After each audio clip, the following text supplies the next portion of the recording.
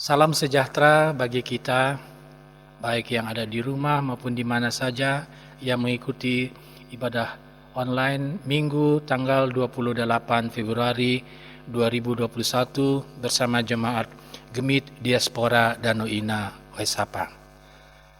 Bapak Ibu saudara-saudara, anak-anak yang terkasih dalam Tuhan Yesus Kristus, sebelum kita membaca, mendengar, dan merenungkan firman Tuhan, mari kita berdoa.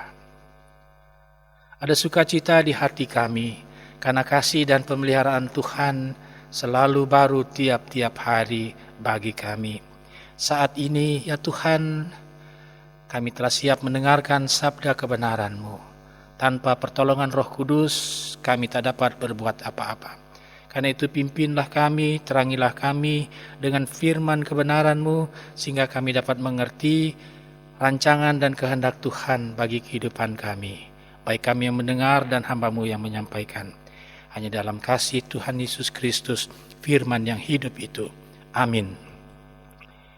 Kekasih Tuhan, bahan bacaan Minggu tanggal 28 Februari 2021, Minggu Sengsara yang ketiga, terambil dari Injil Yohanes pasal 12 ayat 1 sampai dengan ayat 8. Yohanes pasal 12 ayat 1 sampai 8.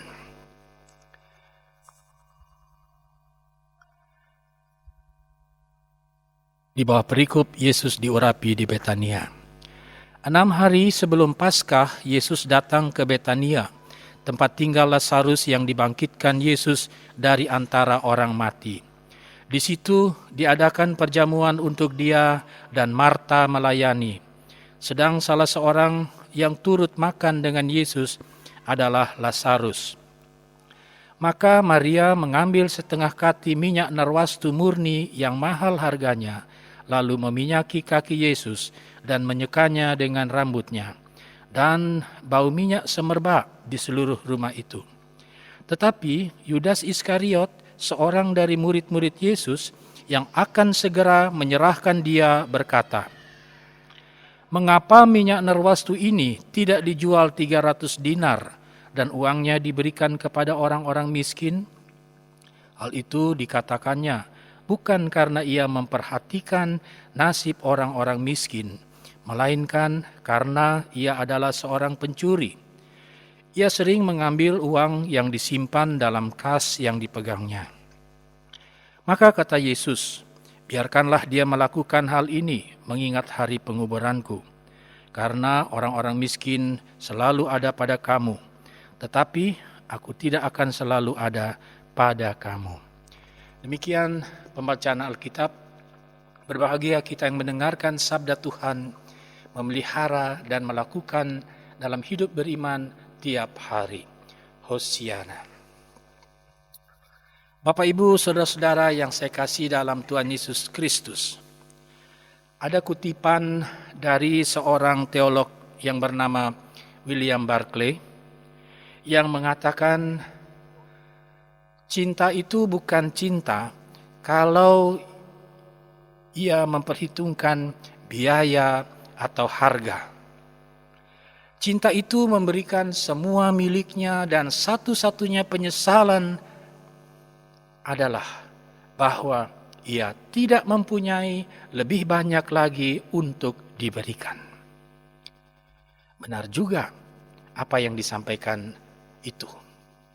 Sebab kalau kita sungguh-sungguh mencintai seseorang, katakanlah istri, suami kita, sahabat, anak-anak kita, kakak adik, orang tua kita, maka kita akan memberikan yang terbaik kepada mereka. Tidak ada alasan lain yang mendorong kita melakukan kebaikan selain karena kasih dan cinta kita kepada mereka. Sebaliknya, jika seseorang mengatakan kepada kita bahwa dia mencintai atau mengasihi dan melakukan perbuatan-perbuatan baik, tetapi dengan perhitungan untung rugi dengan kita, sebaiknya kita perlu mewaspadai. Kita perlu mewaspadai perbuatan baiknya yang meminta imbalan. Ya, barangkali juga ketulusan hati perlu diragukan, perlu dipertanyakan dan digugat kembali. Kekasih Tuhan, bacaan di Minggu Sengsara ketiga tentang Yesus diurapi di Betania. Kisah ini dalam Injil Yohanes bacaan kita tidak sama dengan cerita yang ada di dalam Lukas pasal 7 ayat 36 sampai 50. Kalau dalam Injil Lukas, perempuan yang mengurapi Yesus ditekankan sebagai perempuan yang berdosa yang mengungkapkan penyesalan dan pertobatan dirinya. Sedangkan di bacaan kita tidak demikian. Tindakan yang dilakukan Maria yaitu mengurapi, meminyaki kaki Yesus dengan minyak narwastu punya makna sebagai ucapan syukurnya yang begitu mendalam. Karena Yesus telah membangkitkan Lazarus saudaranya dari kematian. Nah, dalam bacaan kita, Maria menyatakan kasihnya yang tulus kepada Yesus dengan cara yang tidak lazim dilakukan. Dia meminyaki kaki Yesus dengan minyak narwastu yang sangat mahal harganya dan menyekanya dengan rambutnya. Saudara-saudara, bagi seorang perempuan Yahudi, rambut adalah mahkota, anggota tubuh yang paling mulia. Karena itu mereka menutupinya seperti saudara-saudara kita yang memakai jilbab. Adat istiadat Yahudi tidak memperbolehkan seorang perempuan membiarkan rambutnya disentuh oleh orang lain atau tampil di depan banyak orang dengan rambut yang terurai. Nah, sedangkan kaki adalah bagian tubuh yang terhina. Biasa kalau tamu atau seseorang datang ke rumah tetangganya, kenalannya di depan pintu, dia membasuh kaki. Jadi lihatlah tindakan Maria yang sangat ekstrim dalam menunjukkan cinta kasihnya kepada Yesus dengan cara bagian tubuhnya yang termulia. Lambang kehormatan seorang perempuan ia gunakan sebagai kain lap untuk membersihkan kaki Yesus yang kotor. Bukan dengan air, tetapi dengan minyak narwastu yang sangat mahal. Jadi wajarlah jika tindakannya mengejutkan Yudas Iskariot yang saat itu menyayangkan tindakan yang dilakukan oleh Maria dan menganggapnya itu pemborosan dan tidak umum dilakukan. Mengapa? Sebab pada zaman itu jika seorang perempuan Yahudi membuka tutup kepalanya, maka dia dianggap tidak bermoral atau seperti seorang pelacur. Tetapi Maria mengabaikan tradisi Yahudi yang berlaku dan rela dianggap hina untuk menyatakan ketulusan cintanya kepada Yesus. Dia mempertaruhkan kehormatannya sebagai seorang perempuan. Itulah cinta yang sesungguhnya yang ia tampilkan. Rela menjadi hina demi orang yang dikasihinya. Jemaat Tuhan yang saya kasihi, pertanyaan bagi saudara-saudara dan saya adalah, kalau saudara dan saya mengatakan sungguh-sungguh mencintai Yesus, dapatkah kita mempertaruhkan kehormatan kita? Dapatkah kita rela untuk direndahkan, dihina, difitnah demi menyatakan cinta kasih kita yang tulus kepada Yesus? Kita tidak peduli kritikan orang, juga reaksi orang-orang di sekeliling terhadap perbuatan kita. Maukah kita tetap melakukannya demi Yesus? Ini pertanyaan bagi kita. Selanjutnya, Bapak Ibu Saudara-saudara kekasih Tuhan, Maria mempersembahkan yang terbaik miliknya yang paling berharga bagi Yesus. Lain dengan Yudas Iskariot Dia tidak hanya mengkritik tindakan ekstrim yang dilakukan Maria, tetapi juga menyayangkan pemborosan yang dilakukan Maria, membuat dia seolah-olah tampak begitu peduli dengan orang miskin ketika dia berkata, mengapa minyak narwastu itu tidak dijual 300 dinar dan uangnya diberikan kepada orang miskin? Ya, kelihatannya perhatian Yudas terhadap orang miskin sungguh besar. Tetapi sebenarnya itu hanya kebohongan. Karena di balik perhatian palsunya itu ada niat untuk mengambil keuntungan bagi dirinya.